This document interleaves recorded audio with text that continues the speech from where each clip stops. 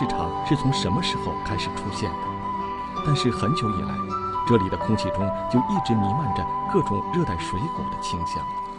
许多船主既是水果买卖的经营者，也是水果庄园的种植者。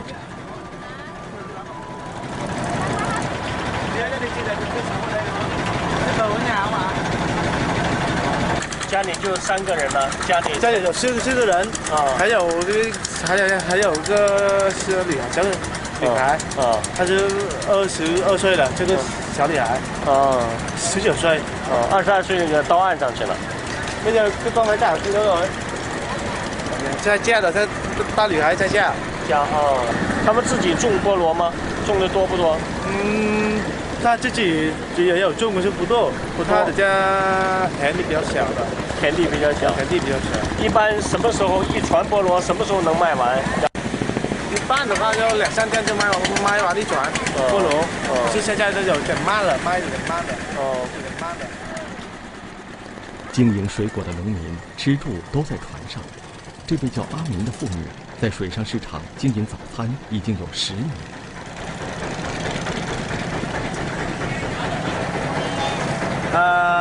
1万月盾，1万月盾啊，相当于人民币4块钱。4块钱，对。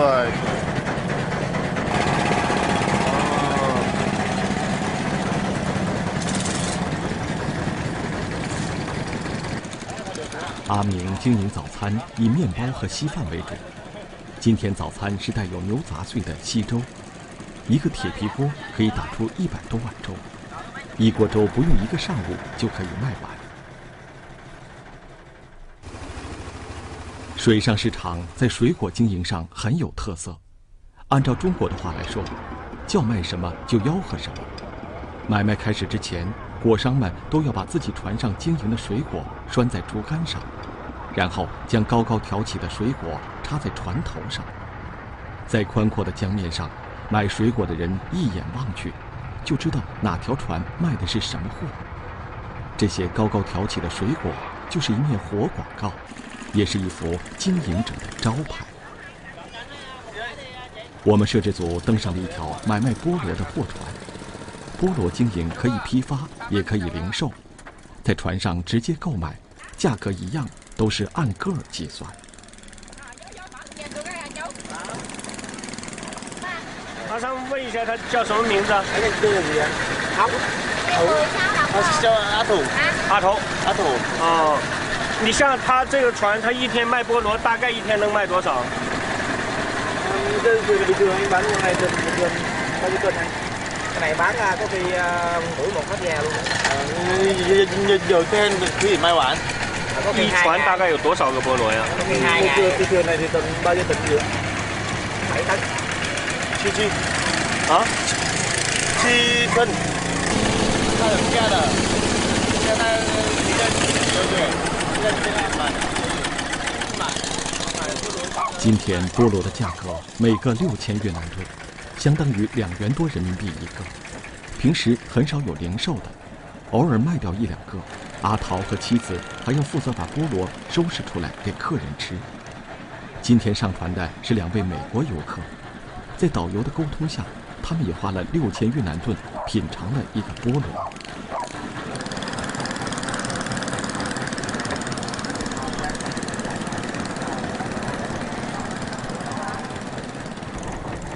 这一次，阿桃卖完了所有的菠萝，大约7吨，收入在4200万越南盾，相当于15000元人民币。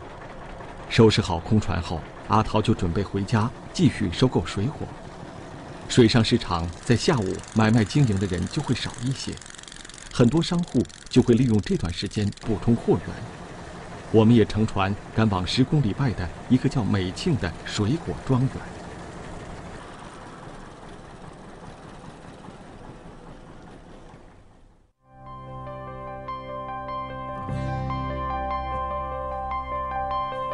湄公河流域内各个国家的水果品种非常丰富，这是因为温带、亚热带和热带的水果都可以在这里找到生长的乐土，而九龙江平原更是出产水果的乐园。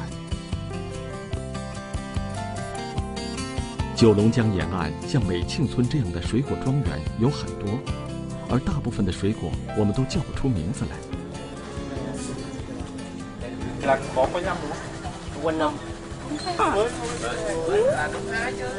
你看这个，它看起来就像是长在树上的土豆。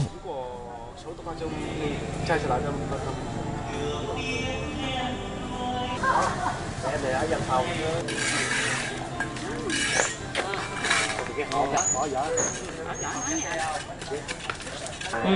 không? Ngon không? 甜，好吃吗？像蜂蜜一样，非常好吃。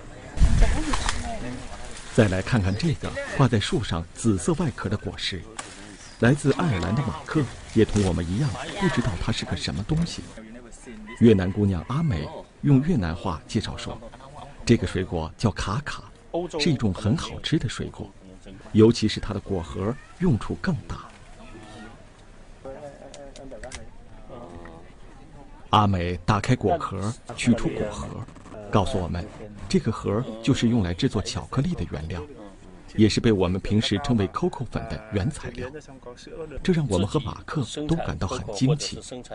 马克说，原来以为巧克力的材料欧洲只有西班牙生产，而大多数都是来自于南美的巴西。没想到越南九龙江平原也种植有 COCO 树。是没有巧克力的，对吧？那最早的时候，这个可能是以前的话就没有巧克力的话，他只知道的用这个果，就的白白色果汁而已，没有就知道的壳就可以用做巧克力。越南南部不分四季，只有雨季和旱季，非常有利于植物的生长。丰富的水果资源为生活在这里的人们带来了巨大的财富，就如同田里的水稻一样。人们以种植水果和买卖水果为谋生手段，使得九龙江平原不仅是鱼米之乡，也是名副其实的水果之乡。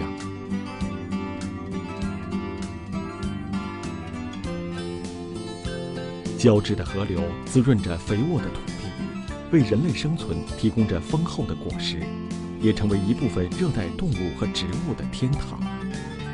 在一个叫朔庄的地方，有一座400多年的古老寺院，寺庙不大，僧人也不多，然而这座寺庙却远近闻名。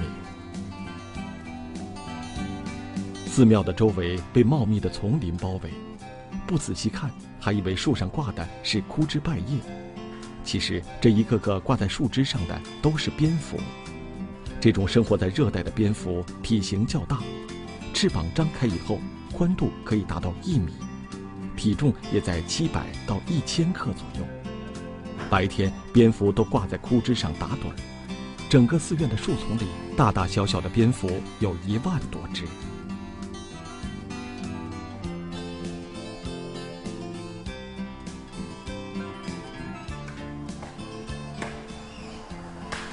拍摄中，一个年轻僧人一直在树下砍柴，咔嚓咔嚓的砍柴声丝毫没有影响到蝙蝠的休息。只有到了晚上6点钟以后，蝙蝠开始分批飞向田间地头捕捉昆虫。究竟是在什么年代蝙蝠来到这个寺院，还是先有蝙蝠后有寺院，已经无法考证。只是在九龙江平原有这样一种说法，蝙蝠最喜欢选择奶瓜树栖息。然而据寺院的僧侣说，寺院里的蝙蝠非常友好，从来不吃寺院里果树上的果实，而是在附近的田野中寻找食物。现在由于蝙蝠的存在，这座寺院也被人们称为蝙蝠寺。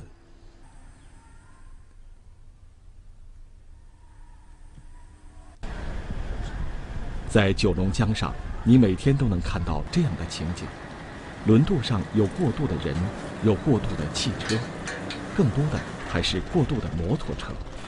在越南南部，不论是城市还是乡村，摩托车都是人们最重要的代步工具。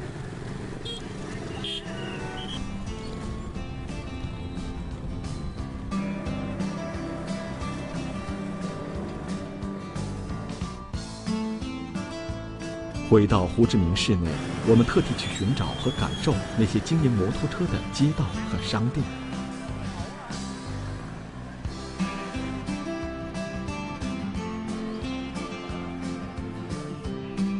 阿山是一位下海经商的个体户，在这条街道上经营摩托车生意已经很多年了。cửa hàng của anh mở được bao lâu rồi anh? 10 năm. 大家都đang từ khai xử lý rồi. 10年。Anh có biết là cái chợ xe máy là mở từ được bao lâu rồi không? Chợ xe máy này có từ trước giải phóng. Trước giải phóng 大概平均一天能卖出去多少辆啊？ Vậy thì cái cửa hàng của anh ấy thì bình thường một ngày thì bán được 10 chiếc. khoảng trung bình 5 chiếc.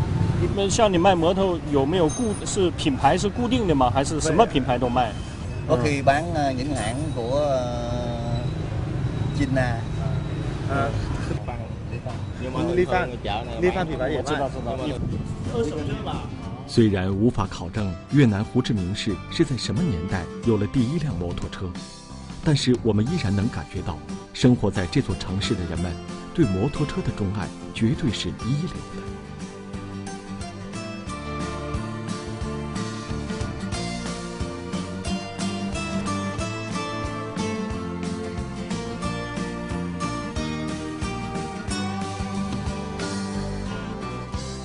下班后的阿强和阿珍带着我们去看他们几个月来的工作成果。现在，在胡志明市的网站上以及重要的公共场所，都能够通过电脑搜索到“魅力胡志明”的简介。